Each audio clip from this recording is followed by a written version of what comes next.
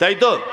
সারা জীবন আমরা 2-3টে বক্তব্য খুব মনোযোগ সহকারে করি আলেম ওলামারা, এবং খুব ভালো করে বলি। সেটা হচ্ছে কি না, মহিলারা পর্দা করবে, তাই না?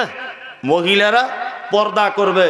আর আমার বাড়ির মা বোনেদেরকে দুটো কথা বলে ঘরে ঢুকিয়ে রেখে দিয়েছি। এক, স্বামীর পায়ের তলায় জান্নাত, বেশি ফটর ফটর করবি না, তাহলে জান্নাত পাবি না। ও যদিও বা কিছু চেড়ে বলতে চায় তা ওকে বলতে দেওয়া হয় না, এই বেশি চিল্লামিল্লি করিস না, জান্নাত যেতে পাবি না, এটা বলে। আর একটা কথা বলে, কোথাও যাবার বেশি চেষ্টা করবি না, তুই ঘরে থাকার জিনিস, তোকে পর্দা করার জিনিস, তুই ঘরের ভিতরে থাক। আমি মমতাজুল ইসলাম বলছি, হুজুর শুধু মেয়েরা পর্দা করবে না, ছেলেদেরও পর্দা আছে। যদি বলছেন ছেলেদেরও পর্দা, হ্যাঁ ছেলেদেরও পর্দা আছে। পরশুদিন আন্ডার প্যান্ট পরে ঘুরত, কালকে গেছে চেন্নাই রাজমিস্ত্রি কাজ করতে, বড় ঠিকাদার হয়েছে, 20 লাখ টাকার মালিক হয়েছে। 3 মাস পরে বাড়ি এসেছে, সোনার একটা মোটা চেন পরে গলাতে, আর লুঙ্গিটা চেড়া লুঙ্গি, বুঝলেন না, চেড়া লুঙ্গি ভালো করে পড়েছে, আর বুকে ছাতি বার করে খালি গায়ে সকালবেলা ব্রাশ করছে, এরকম করে ঘুরছে রাস্তা দিয়ে। পরশুদিন আন্ডার প্যান্ট পরে ঘুরতো, ওকে কেউ চিনত না। আজকে কিছু টাকার মালিক হয়েছে ওই জন্যই। একটা পুরুষ যেমন একটা মহিলাকে দেখলে তার মনে যেমন কাম ভাব জাগে, ঠিক তেমন একটা মহিলাও একটা সুস্বাস্থ্য দেহ সম্পূর্ণ পুরুষ মানুষকে দেখলে তারও মনে কাম ভাব জাগে। জাগে কি জাগে না? আল্লাহর নবী বলেছেন, কোন মহিলা যেন আর একজন মহিলার গায়ে যেন হাত যেন না লাগায়। আর পর্দার বিধানটা বিশ্বনবী কত দূর থেকে তিনি যেন সাপোর্ট দিয়ে দিয়ে দিয়ে দিয়ে দিয়ে দিয়ে তিনি যেন আসছেন। আল্লাহর নবী বলেছেন, একজন বালেগ হয়ে যাবা মহিলা, একজন বালিগা হয়ে যাবা মহিলা, যা ঋতু হয়েছে, এই রকম কোন মহিলা তার মায়ের সঙ্গে একটা খাটের উপরে একটা চাদর গায়ে নিয়ে শুতে পাবে না। ইসলাম এটা নিষেধ করে দিয়েছে। একজন মহিলা বালেগা হয়েছে, তার ঋতু শুরু হয়েছে, তার মা আর ওরা মানে মা আর বেটি দুইজনা মিলে একটা বিছানাতে চাদর গায়ে দিয়ে শুতে পাবে না, ইসলাম নিষেধ করে দিয়েছে। দুটো পুরুষ মানুষ, যুবক, যৌবন চলে এসেছে, শীতের দিনে একটা কাঁথা গায়ে দিয়ে শুতে পাবে না। আমাদের বিয়েতে গায়ের হলুদ লাগানোর একটা প্রথা আছে, নেই? আপনাদের দিকে আছে? মেয়েদের গায়ে হলুদ লাগায়, আছে না? এখন ইদানিং কিছু ছেলেরাও লাগাচ্ছে, তাই না? ছেলেরা আপনাদের দিকে লাগায় না? লাগায় না তো? লাগায় না, লাগায় না। ও মৌলভী সাহেবদেরকে দেখতে পারে না। কিছু যুবক ছেলে আছে, বলছে মৌলভী সাহেবদের দেখলে ঘিন ঘিন ঘিন ঘিন করে আমার গা হাত পা, ওদেরকে একদম দুই চোখে দেখতে পারি না। হে, মৌলভী সাহেবদের দেখতে পারে না, ঠিক আছে, তা বিয়ের সময় তো একদম বড় পাঞ্জাবি টুপি পরে মৌলভী সাহেবদের মতো ভ্যাক করে আব্দুল কাদের জিলানির মতো মুখে রুমাল দিয়ে বিয়ে করতে যাও, তখন মৌলভী সাহেবদের পোশাক পরতে লজ্জা লাগে না? হ্যাঁ, অনেক মানুষ বলে মৌলভী সাহেবদেরকে দেখতে পারি না। তো মৌলভী সাহেবদের তোমায় দেখতে হবে না? তা বিয়ের সময়তে যাও এরকম আন্ডারশার্টিং প্যান্ট পরে যাও, তখন তো বড় পাঞ্জাবি পরে আর মাথাতে একদম কাঠের টুপি লাগিয়ে মুখে রুমাল দিয়ে বিয়ে করতে যাচ্ছ, মানে তখন একটু মৌলভী সাজতে ঢং হয় নাকি? হ্যাঁ, মেহেন্দি পরানোর একটা প্রথা আছে হাতে, একটা মহিলা আর একটা মহিলার মেহেন্দি পরিয়ে দিচ্ছে। জি, যদি বা মেহেন্দি পরানো হারাম এটা আমি বলছি না, যদি পড়াতেই হয় তাহলে ওর মা পড়াবে, অসুবিধা নেই, ওর ফুপু পড়াবে, এতে অসুবিধা হবে না, ওর খালা পড়াবে, এতে অসুবিধা হবে না। আল্লাহ নবী পর্দার ব্যাপারে, জেনার ব্যাপারে বলতে গিয়ে কত দূর থেকে গাইড করছে শুধু দেখুন। মামাতো বোন, খালাতো বোন যদি ওর গায়ে মেহেন্দি পড়ায়, তাহলে ওর শরীরটা নরম না শক্ত সেটা সে বুঝতে পারবে কি পারবে না? পারবে। তাহলে একটা মেয়ে ওর গায়ে হলুদ মাখালো, তার স্বামীটা ধরে নেন কাঞ্চন মল্লিকের মতো, ধরে নেন আপনি ওর স্বামীটা কাঞ্চন মল্লিকের মতো, জি, আর ও গল্প করছে, কার সঙ্গে গল্প করছে? ওর স্বামীর সঙ্গে রাতের বেলাতে, যে আজকে স্বামীমার গোসল করালাম, গায়ে হলুদ দিলাম, স্বামীমার গাটা কি নরম, তুলোর মতো, ও স্বামী তখন মনে মনে ভাবছে তোর গা তো শক্ত ইটের মতো, মনে মনে ভাবছে তাহলে ওকেই বিয়ে করলে আমার ভালো হতো। এটা ও ভাববে কি ভাববে না? অন্তরে জেনা থেকেও দূরে থাকার জন্য আল্লাহ নবী সাল্লাল্লাহু আলাইহি ওয়াসাল্লাম বলেছেন কোন নারী যেন আর একটা নারীর শরীরে হাত দিয়ে নরম কি শক্ত এই অনুভবটা যেন না করতে পারে। অবশ্যই এই ব্যাপারগুলোতে মাথায় রাখবেন। এই যা জলসা যা চলছে এখন, জলসাগুলো মেলাতে পরিণত হয়েছে। কি বলছি বুঝতে পারছেন না? জলসা মেলাতে পরিণত হয়েছে। কালকে যেখানে প্রোগ্রাম করলাম, আমি নাম বলবো না, দুটা তিনটা ছেলেকেই তো জানে, দড়ি দিয়ে বলছে কোন ঘরে বেঁধে রেখেছে। বলছে কেন? বলছে কাকে ফোন নাম্বার দিচ্ছিল, আবার কেউ বলছে যে কার গলায় হাত দিয়ে দিয়েছে, এই রকম ব্যাপার। এই যদি জলসার যদি এই চরিত্র হয়, তা পর্দার ওয়াজ করব কোথায়? কি আশ্চর্য ব্যাপার! এইটুকু রাস্তা পার হতে এই অবস্থা। আসলে আমার যা একটা এক্সপিরিয়েন্স, তাতে করে যা বলছি, এই জলসাগুলো যারা দেয় আমার মনে হয় খুব ভালো লোকে দেয় না। কমিটির লোক রাগ করবে। বেশিরভাগ দেখবেন বেনামাজি, গুটখাখোর, বিড়িখোর, তামাকখোর, বাইরে ঘাটে কাজবাজ করতো, কিছু টাকা পয়সা হয়েছে, বাড়ি এসে বলছে মোবাইলে দেখেছি মমতাজুল ইসলাম, সাংঘাতিক ব্যাপার, ও কি আন, যত টাকা লিবে। কি বলছি বুঝতে পারছেন না? অধিকাংশ জলসার কমিটি 5 ওয়াক্ত নামাজ পড়ে না। এখানকার হয়তো পড়ে, অন্য জায়গায় পড়ে না। আপনাদের এখানে পড়ে তো? সুলতানপুরের যে কজন জলসা কমিটি, অধিকাংশ দেখবেন যে তারা বেনামাজি।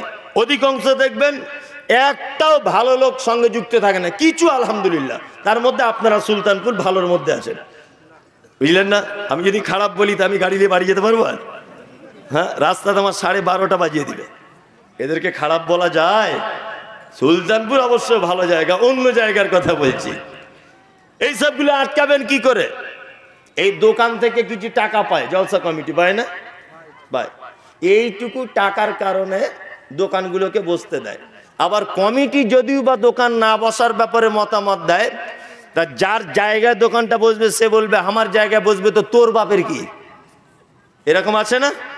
আমার জায়গায় বসবে তোর বাপের কি? ঠিক আছে, জায়গা মালিককে আমি বলছি, এই জলসা 3 দিন পরে বসা দেখি, তোর বাপের কত ক্ষমতা আছে? কাস্টমার তো একটাও পাবি না, দুনিয়ার মাছিতে তোর মিষ্টি খেয়ে পালাবে। হ্যাঁ, দুনিয়ার মাছিতে তোর মিষ্টি খেয়ে পালাবে। বদমাইশির জায়গা পাও না, বলছে আমার জায়গা আমি বসাবো, তোর বাপের কি? তোমার জায়গা তুমি বসাও, জলসা 2 দিন পরে বসাও। এইটাকে কেন্দ্র করে বসাচ্ছ কেন? এগুলো খুব সচেতন থাকবেন। এগুলো এতে করে আল্লাহ সুবহানাহু ওয়া তাআলা পবিত্র আল কোরআনে নারী পুরুষের পর্দা যে একটা ফরজ, পর্দা যে একটা ইসলামের বিধান, এটা মারাত্মকভাবে নষ্ট হচ্ছে। বিশেষ করে মাদ্রাসার জলসা বলে উল্লেখ করে দিচ্ছে, যেটা মাদ্রাসার জলসা, যেখান থেকে মানুষ ভালো কিছু আশা করে। মসজিদের জলসা নাম দিচ্ছে, যেখান থেকে ভালো কিছু আশা করে। সেইখানকার পরিবেশ যদি এই হয়, তা মানুষ আর ভালো কিছু কোথায় আশা করবে ভাই? কোথাও আশা করতে পারবে? পারবে না। আল্লাহ সুবহানাহু ওয়া তাআলা পবিত্র কোরআনে তারপরে বলছেন, ইল্লা আলা আজওয়াজিহিম আও মা মালাকাত আইমানুহুম ফাইন্নাহুম গায়রু মালুমিন। তোমার স্ত্রীদের কাছে তোমরা যদি যাও, নিজেদের যৌবনের দৈহিক চাহিদা যদি পূরণ করো, ওতে কোনো রকমের অপরাধ নেই। আল্লাহ তাআলা তারপরে বলছেন, ফামানি বাতাগা ওরা আযালিকা ফাউলাইকা হুমুল আদুন। তোমার স্ত্রী ছাড়া পৃথিবীর অন্য কোনো পদ্ধতিতে তোমার যৌবনের খিদাকে যদি তুমি মিটানোর ব্যাপারে চিন্তা ভাবনা করো, আল্লাহ তাআলা বলছেন আদুন, তাহলে হবে তোমরা সীমা লঙ্ঘনকারী। আল্লাহ তাআলা তারপরে বলছেন আল্লাযীনা হুম লিআমানাতিহিম ওয়া আহদিহিম রাউন। ফেরদাউসে যদি যেতে চাও, আমানত দিলে আমানতে রক্ষা করবে। আর একটা কাজ করবে, তোমাদের কাছে যখন ওয়াদা করবে, কোন কাজের প্রতিশ্রুতি যখন দিবে, এই প্রতিশ্রুতিকে রক্ষা করে দিবে। জলসাতে কালেকশন চলছে, বলছে আমি অমুক 50,000, নারে তাকবীর, আল্লাহু আকবার। 50,000 টাকা চেয়েছে, ইমাম সাহেব আর মসজিদ কমিটির 4টে চামড়ার জুতো ছিঁড়ে গেছে, ধারে দিয়েছে 50,000 টাকা। এরকম কেস হয় আপনাদের দিকে? ধারে যারা লিখিয়েছে দেখবেন কমিটির লোক গিয়ে গিয়ে পায়ের জুতা পর্যন্ত ছিঁড়ে গেছে, টাকা আদায় করতে পারে না। খুব পিকআপ উঠেছিল, মোটর সাইকেলের মতো দান করছিল, আর উমরি খুব ভালো দোয়া করতে জানে, এসেই বলে দিয়েছে 50,000। এইটা আদায় করছে 50 হাল হয়ে গেছে। অনেক লোক আছে আবার দেয়ই না, অনেক জায়গাতে এরকমও রিপোর্ট আছে না, দেয়ই না। খুব সাবধানে। আল্লাহ তাআলা বলছেন যদি ফেরদাউসে যেতে চাও তাহলে আমানত রক্ষা করবে। 2, ওয়াদা খেলাপ করবে না, প্রতিশ্রুতিকে রক্ষা করবে। যেটা ওয়াদা করবে ওয়াদাকে রক্ষা করার চেষ্টা করবে। আল্লাহ তাআলা বলছেন ওয়াল্লাযীনা হুম আলা সালাওয়াতিহিম ইউহাফিজুন, ফেরদাউসে যদি যেতে চাও সালাত সমূহকে হেফাজত করো। এইখানে দুটো একটা কথা আপনাকে আমি বলে দিয়ে যাচ্ছি। আল্লাহ বলছে সালাত সমূহকে। কিছু লোক আছে দেখবেন এমনি নামাজ পড়ে না, তবে জুম্মার দিনে মিস করে না, আছে না? এমনি নামাজ পড়ে না, জুম্মার দিনে মিস করে না। আবার জুম্মার দিনে এমন পোশাক পরে যাবে দূর থেকে মনে হবে যে আব্দুল কাদের জেলানি চলল। জি, আর এত বাবা এমন দামি আতর মেখেছে মসজিদের মাথা ঘুরিয়ে দিবে সব। মানে ফেরেশতারা ওর ছাড়া মনে হয় আর কারুর নামাজ চোখে দেখতে পাবে না, এইরকম একটা অবস্থা। অথচ 5 ওয়াক্ত এক সপ্তাহে 35 বার ওকে ডাকা হয়েছে মসজিদে আসার জন্য, একবারও মসজিদে আসে। এই যে একটা হাদিস শুনেছে যে জুম্মার দিনে কেউ যদি ভালো করে ওযু করে গোসল করে মসজিদে গিয়ে 2 রাকাত নামাজ পড়ে ইমামের খুতবা যদি শোনে, তাহলে তার এক সপ্তাহের এই জুম্মা থেকে ওই জুম্মা পর্যন্ত তার গুনাহগুলো ক্ষমা করে দেওয়া হয়।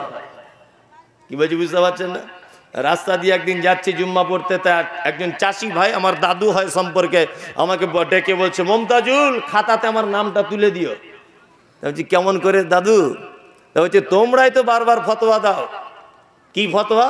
বলছে আজান হলে ফেরেশতারা খাতা গুটিয়ে দেয়, ওই জন্য আমি তো আজানের পরে যাব, তার নামটা একটু এন্ট্রি করে দিও। কি বলছি বুঝতে পারছেন না? আশ্চর্য ব্যাপার। শুধু জুম্মার দিন নামাজ পড়ানো, এরা একেবারেই জাহান্নামেদের জন্য রেডি হয়ে আছে।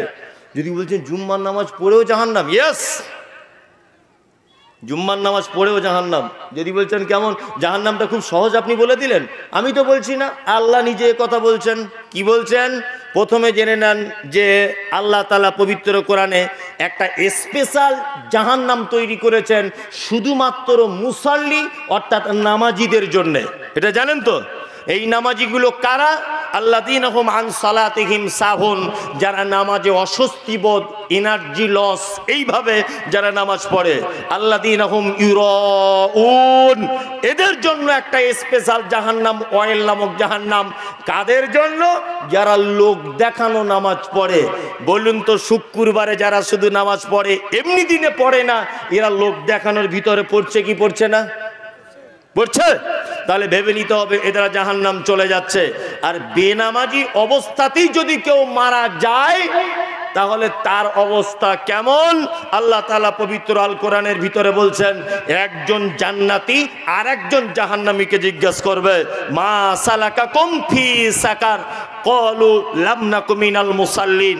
এই ভাই, পাশাপাশি দুজন বসবাস করতাম, তোর বাড়ি দক্ষিণ পাড়া, আমার বাড়ি পূর্ব পাড়া, একই জমিতে চাষাবাদ করতাম, আমি আজকে জান্নাতে, তুই কেন জাহান্নামে চলে গেলি? ওই জাহান্নামী তখন বলবে, ক্বালু লাম নাকু মিনাল মুসাল্লিন, আমি সব কাজ করেছি, শুধুমাত্র নামাজ পড়িনি, মুসাল্লি ছিলাম না, এই কারণে আমি কি করেছি? জাহান্নামের ভিতরে চলে এসেছি। আচ্ছা বলুন তো দেখি, অনেক মানুষ বলছে না জাকাত দিই, বেটার বিয়ে দিয়েছি 1 টাকাও লিইনি, বোনের জমি ফাঁকি দিইনি, সব ভালো কাজ, শুধুমাত্র নামাজটা পড়ি না। এরকম লোক আছে না? বলছে শুধুমাত্র নামাজটা পড়ি না, আমার কি ইমানের কোনো খারাপই আছে? এরকম লোক অনেক কথা বলছে না?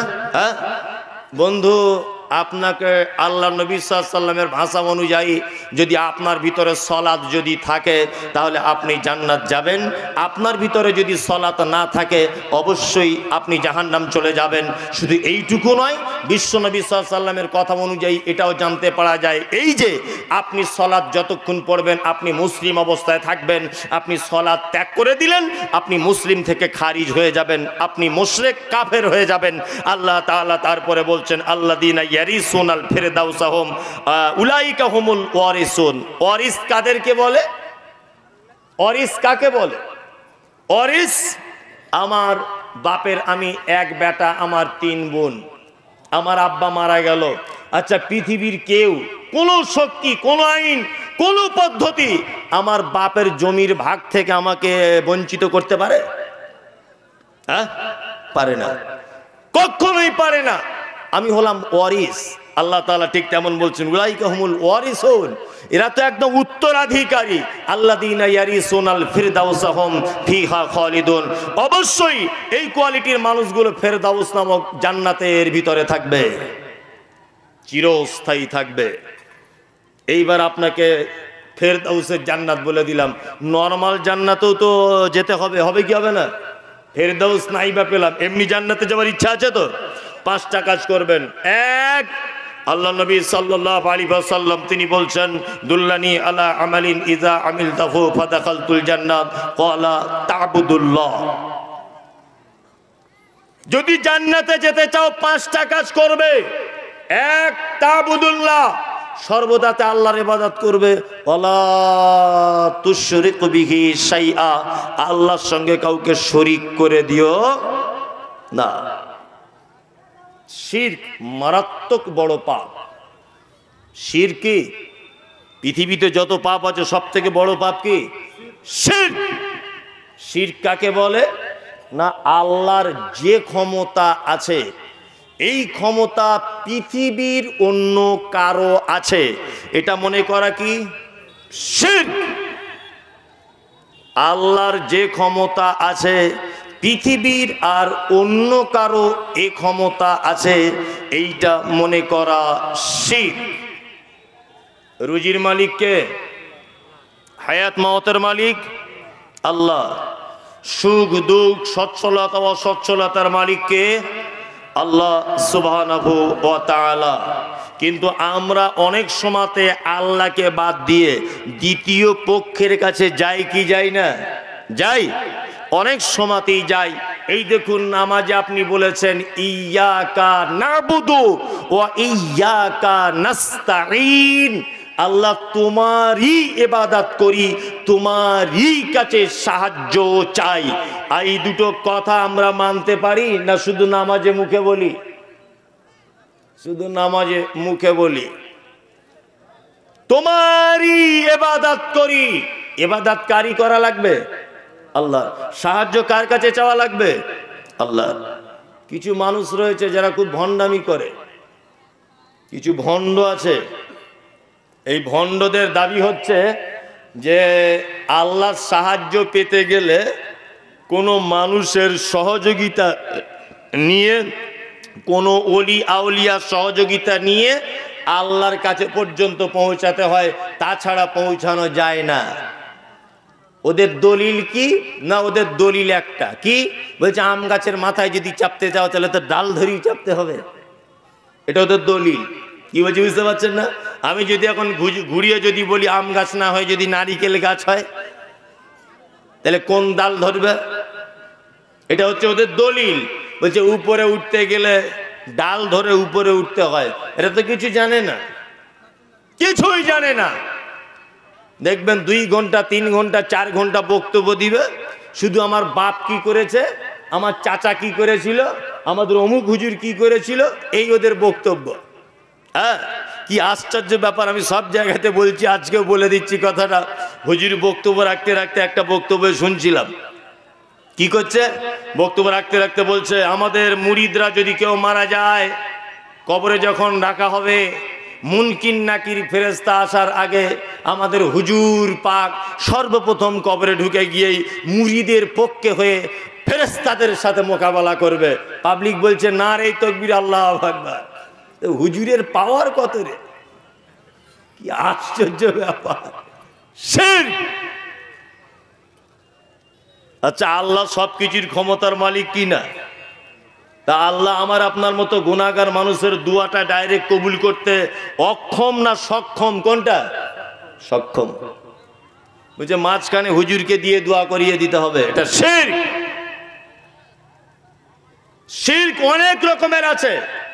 যেমন আল্লাহ নবী সাল্লাল্লাহু আলাইহি ওয়াসাল্লাম তিনি বলছেন যে কোন মানুষ যদি শিরক যুক্ত আমল যদি করে, শিরক যুক্ত যদি আমল করে, তাহলে অবশ্যই কিয়ামতের মাঠে হাওয়া মানসুরা, প্রত্যেক আমলকারীদের আমলের নিকট আল্লাহ তাআলা মনোনিবেশ ঘটাবেন। মনোনিবেশ ঘটানোর পরে জিজ্ঞাসা করে বলবে, এই পাহাড় সম পরিমাণ নেকিটা তোমার? বলছে হ্যাঁ আমার। এই পাহাড় সম পরিমাণ নেকিটা তোমার? সে বলবে আল্লাহ হ্যাঁ আমার। আল্লাহ সুবহানাহু ওয়া তাআলা বলবেন তোমার শিরক যুক্ত এই তোমার নেকি, ওই জন্য হাওয়া মানসুরা, তোমার নেকিগুলোকে সব বরবাদ করে দেওয়া হলো। এই দেখুন শিরক পৃথিবীতে অনেক আছে, তার মধ্যে একটা শিরক হচ্ছে আল্লাহ নবী সাল্লাল্লাহু আলাইহি ওয়াসাল্লাম বলেছেন মান তাআল্লাকা তামিমাতান ফাকাদ আশরাকা। কোন মানুষ যদি তার হাতে তাবিজ লটকিয়ে দেয়, তামিমা যদি লটকিয়ে দেয়, অবশ্যই সে শিরক করলো। আমরা আল্লাহর রহমতে এগুলো আহলে হাদিসরা কেউ ব্যবহার করি না, করি? তাবিজ করি না। এই একটা মজার ঘটনা আপনাকে একটা কথা বলি, খুব ভালো করে শুনে না। আল্লাহ নবী সাল্লাল্লাহু আলাইহি ওয়াসাল্লামের কাছে 10 জন লোকের একটা দল এসেছে। কয়জন লোক? 10 জন। 10 জন লোকের একটা দল আল্লাহর নবীর কাছে এসেছে।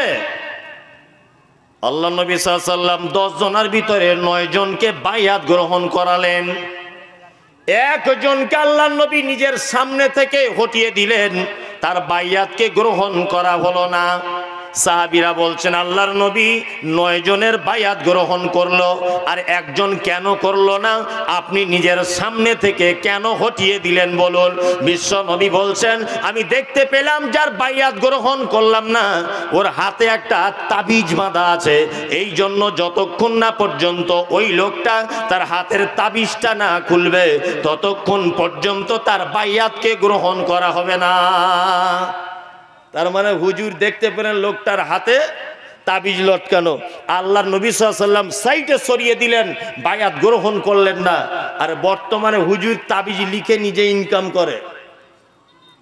কি বলছি বুঝতে পারছেন না? হুজুরের মুরিদ হতে গেলে আগে হুজুরের তাবিজ পড়তে হয়। এ করছে কি করছে না, সব গল্প ছাড়া আর কিছু নয়। আমি মমতাজুল ইসলাম, আমাকে খুব গালাগালি করছে, দেখছেন তো মোবাইলে। একটা জায়গায় আমি আপত্তিকর একটা শুধুমাত্র কথা বলেছি। কি কথা বলেছি? আমি একটা কথা বলেছি। একজন বক্তা বক্তব্য রাখতে রাখতে বলছিলেন যে আল্লাহ নবী সাল্লাল্লাহু আলাইহি ওয়াসাল্লাম, হযরত আবু বকর, ওমর, উসমান, আলী, এই টোটাল 5 জন ফুরফুরা শরীফে এসেছিলেন দাদা হুজুরের সঙ্গে দেখা করতে। তো আমি বলেছিলাম বক্তব্যতে এটা একেবারে মিথ্যা কথা, কখনোই আসতে পারে না, কখনোই আসতে পারে না, এটা অসম্ভব ব্যাপার। এই বক্তব্যটা দিয়েছি বলে আজকে আমার এই অবস্থা। কি বলছি বুঝতে পারছেন না? জি, আপনাকে একটা নতুন ভণ্ডামি শুনিয়ে রাখছি, নাম বলবো না, আপনি বুঝে নেন। ওদেরই একটা চাইনিজ হুজুর আছে, দেখবেন দাড়িগুলো লাল করা, একদম ছাঁটা, ছোট্ট ছোট্ট দাড়ি, ফতুয়া জামা পরে, হাতে দেখবেন মানে সেই বদমাইশদের মতো 4-5টা আংটি পড়া আছে, আর তোতলা তোতলা করে কথা বলে, আর গোঁপগুলো খুব বড় বড় দেখবেন।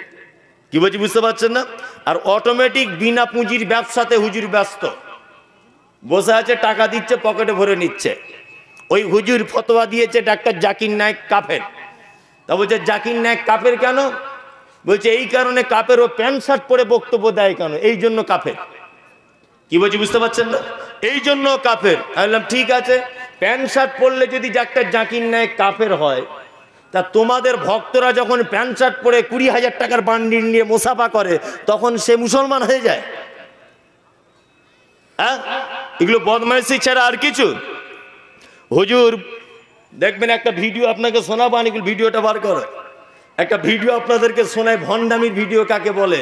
এই যে বলেছি দাদা হুজুরের কাছে ফুরফুরাতে আল্লাহর নবী আসেনি, এটা যেমন এক ভণ্ডামি কথা। আগামী প্রজন্মে এই ভণ্ডর এই ভণ্ডামিটা, এর পোতা হোক তার পোতা হোক, বলবে যে আমার দাদুর কাছে নবী এসেছিল। বা আল্লাহ এসেছিল। কি বলছে বুঝতে পারছেন না? এটা বলবে। একজন হুজুর বক্তব্য রাখছে স্টেজে বসে, আর পিছনে হুজুর সাহেব আল্লাহ আল্লাহ এরকম করছিল। দেখেছেন ভিডিও? দেখেছেন তো? এইটা দেখবেন আজ থেকে 50 বছর পরে হলেও ওর দাদু বলবে, ওর পোতা না হলে বলবে, তার পোতা না হলে বলবে যে আমাদের তোহা হুজুরের কাছে আল্লাহ চলে এসেছিল। দেখবেন 50 বছর পরেও এই ইতিহাস লেখা হবে। অথচ এটা একদম গাঁজাখড়ি ইতিহাস। কি বলছি বুঝতে পারছেন না? একদম গাঁজাখড়ি ইতিহাস, ভণ্ড একদম। এই ভণ্ডরা বলছে আহলে হাদিস মানে, বলছে আহলে হাদিস মানে হচ্ছে ইহুদিদের দালাল। এই বেঈমান কোথাকার, তুমি আহলে হাদিসের ইতিহাস জানো? সারা ভারতবর্ষে ইংরেজ বিরোধী আন্দোলন সর্বপ্রথম যারা শুরু করেছিল এই জমিয়াতে আহলে হাদিস, অর্থাৎ আহলে হাদিসরাই সর্বপ্রথম ভারতবর্ষের ইংরেজ বিরোধী আন্দোলন শুরু করেছিল। আহলে হাদিস মানে, আহলে হাদিস হচ্ছে তারাই যারা ফাঁসির মঞ্চে ঝুলবে তবুও বাতিলের কাছে মাথা নত করবে না, এরা হচ্ছে আহলে হাদিস। আহলে হাদিস মানে, আহলে হাদিস হচ্ছে তারাই যাদেরকে বন্দুকের ভয় দেখানোর পরেও অজস্র মুসল্লিদের ভিতরে জোরে আমিন বলবে আল্লাহ নবী বলেছে বলে, এর নাম আহলে হাদিস। আহলে হাদিস মানে হলো তারাই যারা অজস্র ভয় দেখানোর পরেও তোমাদের বোমাগুলিকে 10 পয়সা দাম না দিয়ে তোমাদের মতো ভণ্ড 2 নম্বরী পীরেদের বিরুদ্ধে বক্তব্য রাখবেই, এর নাম হচ্ছে আহলুল হাদিস। হুজুর বক্তব্য রাখতে রাখতে বলছে, কি বলছে? বলছে আমাদের হাতে হাত দিয়ে সালাম করলে 30,000 নেকি পাওয়া যায়। তোমার বাপের হাদিসে লেখা আছে না? ভণ্ড কোথাকারে, মানুষের ঈমান নষ্ট করার রাস্তা। হ্যাঁ, এদেরকে যদি এটা হযরত ওমরের জামানা যদি হতো, হযরত উসমানের জামানা যদি হতো, তাহলে এদেরকে একটা একটা একটা একটা করে ফাঁসির মঞ্চে ঝুলিয়ে দেওয়া হতো। কি বলছি বুঝতে পারছেন না? এদেরকে ফাঁসির মঞ্চে ঝুলিয়ে দেওয়া হতো। দেখবেন 50 বছর পরে এই যে তোহা সিদ্দিকী এই যে বক্তব্য দিতে দিতে বলছে আল্লাহ আল্লাহ, এই যে ভিডিওটা দেখেছেন আপনারা, এই তোহা সিদ্দিকীর আল্লাহ আল্লাহটা 50 বছর পরে দেখবেন ওর পোতা বই লিখবে যে আমার দাদু হুরপুরাতে নিজের বাড়িতে বসেছিলেন, বক্তব্য দিতে দিতে আল্লাহ চলে এসেছিল। দেখবেন এটা লেখা থাকবে 50 বছর পরে। আমাকে শুধু বলছে তোর এত ক্ষমতা, তা বাহাসে বস, বাহাসে বস। যে বাহাস তোদের সাথে কি করে করব? বাহাস করতে গেলেই তো তোমার দাদা হুজুরের লেখা বই খুলে বলবে এই দেখো লেখা আছে। আশ্চর্য ব্যাপার। একটা হাদিস শুনে নেন, অবাক হয়ে যাবেন আপনি। আব্দুল্লাহ ইবনে আব্বাস রাদিয়াল্লাহু তাআলা আনহু তিনি বলছেন অচিরেই মানুষ ধ্বংস হয়ে যাবে, অচিরেই মানুষ ধ্বংস হয়ে যাবে। সাহাব তখন জিজ্ঞাসা করছেন আব্দুল্লাহ ইবনে আব্বাসকে, কেন মানুষ ধ্বংস হবে? আব্দুল্লাহ ইবনে আব্বাস বলছেন আমি বলছি যে আল্লাহর নবী এটা বলেছে, আমি বলছি আল্লাহর নবী এটা করেছে, আর তোমরা বারবার বলছো না আবু বকর করেছে, ওমর করেছে। আরে আবু বকর ওমরের কথা আসবে কেন? আল্লাহর নবীর কথা যেখানে মজুদ থাকবে আবু বকর ওমর উসমানের কথা চলবে? চলবে? জি, ইসলামের ব্যক্তিগত কোনো মতামত চলবে? চলবে না। আবু বকর ওমর উসমানের কথা যদি হাদিস কোরআনের সঙ্গে যদি না মিলে যায়, নবীর কথা মতো যদি না কথা হয়, তাদের কথা বাতিল বলে ঘোষণা করে দেওয়া হবে। আবু বকর ওমর উসমানের কথা যদি না চলে, হুজুর তোমার কথা চলে কি করে? তোমার কথা চলে কি করে? আমি বলেছি পৃথিবীর সব থেকে দামি মানুষ হযরত মুহাম্মদ সাল্লাল্লাহু আলাইহি ওয়াসাল্লাম, তার কবরের উপরে চাদর চড়ানো হয় না। মদিনাতে 10,000 সাহাবীদের কবর রয়েছে, তাদের 10,000 সাহাবীর কবরের উপরে চাদর চড়ানো নেই। 3 দিন চল্লিশা করা হয় না, ঔরস মোবারক করা হয় না। আর হুজুর তুমি এইখানে নিজের বাপের কবর করে দুনিয়ার লোকের মুরিদ তৈরি করে ভণ্ডামি জুড়েছ। ভণ্ডামি জুড়েছে। এটা 10,000 সাহাবীর কবর রয়েছে মদিনাতে, 10,000 সাহাবীর কবরের উপরে কোন রকমের কিছু নেই। আর এই বেঈমান বিশ্বাসঘাতকেরা বলছে যে আমাদের বাপের গায়ের উপরে চাদর চাপিয়ে দিয়েছি, তোমরা সব টাকা নিয়ে এসো। আপনাদেরকে একটা গল্প শোনাই, অনেক জলসাতে শুনিয়েছি, তারপরেও আবার আপনাকে শোনাচ্ছি। বাদশাহ শাহজাহান নাম শুনেছেন? বাদশাহ শাহজাহানের কাছে একটা লোক এসেছে। লোকটার কাঁধে আছে একটা বাঁশ, একটা বাঁশের একদিকে আছে একটা খাঁচা, আর একদিকে আছে একটা ফাঁদ। ফাঁদ বুঝেন তো, পাখি টাকি ধরে ফাঁদ। তা বাদশাহ শাহজাহান ওই লোকটা জিজ্ঞেস করছে, ভাই এই খাঁচার ভিতরে এটা কি? বলছে খাঁচার ভিতরে এটা পাখি। বলছে পিছনেরটা কি? বলছে পিছনে একটা পাখি ধরা ফাঁদ। বলছে ভাই আপনি এই ফাঁদ নিয়ে কি করে পাখি ধরেন? বলছে এই পাখিটাকে আমি জঙ্গলের মাঝখানে গিয়ে রেখে আসি, আর এই খাঁচার পাশে ফাঁদটাকে রেখে আসি, আর এই পাখিটা কুহু কুহু কুহু করে ডাকে, আর ওর স্বজাতির পাখিগুলো ওর সঙ্গে দেখা করতে আসার নাম করে আমার ফাঁদে পড়ে যায়। এরকম ভাবে পাখি ধরে না, দেখেছেন তো? হ্যাঁ, ওই ফাঁদে যখন পড়ে আমি তখন পাখিগুলোকে ধরে জবাই করে করে খাই। বাদশাহ শাহজাহান তখন বলছে এই তোমার পাখিটা আমার কাছে দাও। ওই লোকটা ভয়ে কাঁপতে কাঁপতে খাঁচা থেকে পাখিটা বার করে বাদশাহ শাহজাহানকে দিয়ে দিল। বাদশাহ শাহজাহান একেবারে পাখিটাকে ধরে 4টে খণ্ড পিস করে দিল। লোকটা তো আশ্চর্য হয়ে গেল, যার মাধ্যমে আমি শিকার করতাম সেই পাখিটাকে আপনি হত্যা করে দিলেন বাদশাহ। বাদশাহ শাহজাহান বলছে শোনো শিকারী, যে পাখি অভিনয় করে তার স্বজাতিকে ডেকে এনে তার মালিকের ফাঁদে ঢুকিয়ে দিয়ে রান্না করে খাবার উপযুক্ত মাংস তৈরি করে, এই পাখিকে বাঁচিয়ে না রাখাই উত্তম। যে পাখি অভিনয় করে তার নিজের মালিকের ফাঁসে অন্য স্বজাতিকে ফাঁসিয়ে দেয়, এদেরকে বাঁচিয়ে রাখা ঠিক নয়। আমি মমতাজুল ইসলাম বলছি, যারা ধর্মের দোহাই দিয়ে বড় পাঞ্জাবি পরে মাথায় টুপি দিয়ে নামের আগে পীর, নামের আগে মোজাদ্দেদ, নামের আগে অমুক, নামের পরে অমুক, এই সব লাগিয়ে ভণ্ডামি করে যারা অসংখ্য মানুষকে জাহান্নামের পথের দিকে টেনে আনছে, আমি তো মনে করব এদেরকে বাদশাহ শাহজাহানের পাখির মতো করে টুকরো টুকরো করে দিলেও আবার মনে হয় পাপ হবে বলে কিছু মনে হয় না। আমি চাই হযরত ওমরের মতো যদি জামানা হতো, হযরত উসমানের যদি খেলাফতির সময় যদি এটা হতো, হযরত আবু বকরের সময় যদি এটা হতো, অবশ্যই এদেরকে ফাঁসির কাস্টে ঝোলানো হতো। শুনে রেখে দেন, শিরক বড় পাপ। মাজারে যাওয়া চলবে না। বলছে মাজারে যেতে নেকি হয়। তোমার বাপের কবর জীবনে জিয়ারত করো? হ্যাঁ, তোমার বাপের কবর জীবনে জিয়ারত করো? হুজুরের কবর জিয়ারত করতে যাও, শিরক বড় পাপ। অতকিমুস সালাতিল মাকতুবাতা, নবী মুহাম্মদ সাল্লাল্লাহু আলাইহি ওয়াসাল্লাম বলছেন জান্নাত যদি যেতে চাও ফরজ নামাজ ছেড়ে দিও না। অততি যাকাতিল মাফরুজাতা, আর যাকাত অবশ্যই দিয়ে দিও। অতাহুজ্জাল বাইত, মক্কা থেকে ফেরত আসার মতো যদি আপনার টাকা পয়সা যদি থাকে অবশ্যই তুমি একবার হজ করে এসো, এটা তোমার দায়িত্ব এবং কর্তব্য। অবশ্যই এই 5টা কাজ করলে জান্নাত যাওয়া যায়। আপনি যদি আরো যদি জান্নাত যেতে চান, আপনাকে আরো একটা হাদিস বলে বক্তব্য শেষ করে দিব। জান্নাত যদি যেতে চান তাহলে 3টে কাজ করুন। কটা কাজ? হ্যাঁ, 3টে কাজ করুন। 1, আল্লাহ তাআলা বলছেন বিসমিল্লাহির রহমানির রহিম, আল্লাযীনা ইউনফিকুনা ফিস সাররাই ওয়াজ যাররাই والكاظمين الغيظ والعافين عن الناس والله يحب المحسنين। পৃথিবীর মানুষ মুহসিন বান্দা যদি হতে চাও, আল্লাহওয়ালা যদি হতে চাও, 3টে কাজ করে নাও। তার মধ্যে একটা কাজ হলো আল্লাহ তাআলা বলছেন তোমরা দান করো সচ্ছলতায় এবং অসচ্ছলতায়। অভাবের সময়তেও দান করবে এবং সচ্ছলতাতেও দান করবে। জান্নাত যদি যেতে চাও সচ্ছলতাতেও দান করবে, অসচ্ছলতাতেও দান করবে। নাম্বার 2, ওয়াল কাযিমিনাল গায়জা, যদি ভালো বান্দা হতে চান নিজের রাগকে কন্ট্রোল করুন। রেগে যাবেন না কখনোই, রেগে গেলে কন্ট্রোল করবেন। রেগে যাওয়া একটা মোমেন মানুষের কাজ নয়।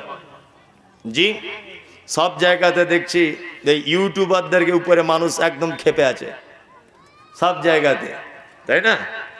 আচ্ছা, আমার যে মারবে ধরবে গালাগালি এগুলো কার মাধ্যমে পেলেন? আমি আল্লাহর কসম এদের পক্ষে বলছি না। কার মাধ্যমে?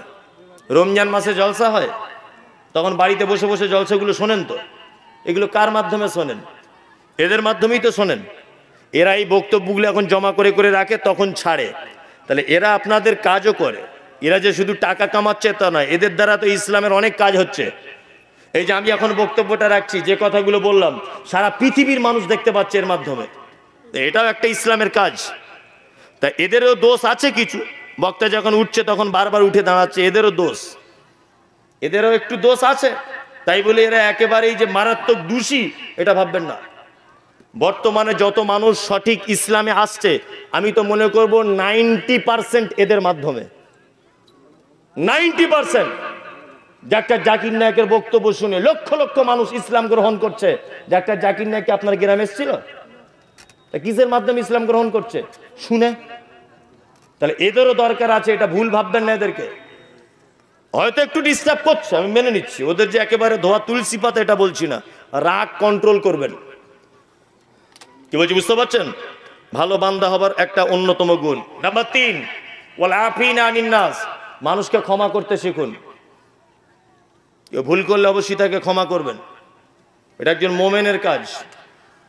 কিসের কাজ? মোমেনের কাজ। রাগ হয়ে গেলে দুটো জিনিস করবেন, 1, বেশি বেশি করে পড়বেন আউযু বিল্লাহি মিনাশ শাইতানির রাজিম। 2, রাগ হয়ে গেলে বেশি করে যদি দাঁড়িয়ে থাকেন তাড়াতাড়ি করে বসে যাবেন, রাগ কমে যাবে। আর মানুষ ভুল করলে কি করবেন? ক্ষমা করে দিতে হবে তাড়াতাড়ি করে, প্রতিশোধ নেওয়ার চেষ্টা করবেন না। আমাদের নবী মুহাম্মদ সাল্লাল্লাহু আলাইহি ওয়াসাল্লাম উনি মানুষের কাছে দ্বীনের দাওয়াত দিতে যাওয়ার ব্যাপারে 4টে কথা আল্লাহ বলেছেন। 4টে কথা বলার আর সময় মনে হচ্ছে বেশি নেই, আমাকে একটা কথা বারবার বলা হচ্ছে, সেটা হচ্ছে এই ভালো কাজের মধ্যে 3টে ভালো কাজ বললাম, তার মধ্যে আল্লাহ প্রথম নম্বরে শব্দ এনেছেন যে ফিসসাররাই ওয়াজ্জাররাই, যারা দান করে সচ্ছলতায় এবং অসচ্ছলতায়। আলহামদুলিল্লাহ সুম্মা আলহামদুলিল্লাহ, আপনাদের এখানে মাদ্রাসার একটা ছেলে কোরআনের হাফেজ কমপ্লিট হয়েছে, হয়েছে না? এর নেকি আপনারা সকলেই ভাগ পাবেন ইনশাল্লাহ, সকলেই ভাগ পেয়ে যাবেন ইনশাল্লাহ। আপনারা উক্ত মাদ্রাসার জন্য রাতের বেলা বিভিন্ন স্থানে সম্মিলিতভাবে মোনাজাত হয়। আমাদের গ্রামের সেই বিষয়ে কিছু বলুন। এসব ব্যাপারে কি বলবো, মানুষ এখনই বলবে বললে পাটিবাজি করছে। কি বলছি বুঝতে পারছেন না? যে জিনিসের আল্লাহর নবী থেকে এবং সাহাবীদের থেকেও কোনো প্রমাণ নেই। আমি মমতাজুল ইসলাম আমার জানা মতে কোনো হাদিস আমার চোখে এই পর্যন্ত পড়েনি। আমার মোবাইলে প্রায় 750 রকমের বই আছে, আমার ল্যাপটপে আছে। আমি যা গবেষণা করে যা পাচ্ছি, ফরজ নামাজের পরেই ইমাম সাহেব দোয়া করবে, সবাই আমিন আমিন করবে, এ পদ্ধতিতে আল্লাহর নবী সাল্লাল্লাহু আলাইহি ওয়াসাল্লাম থেকে প্রমাণ নেই। কি বলছি বুঝতে পারছেন?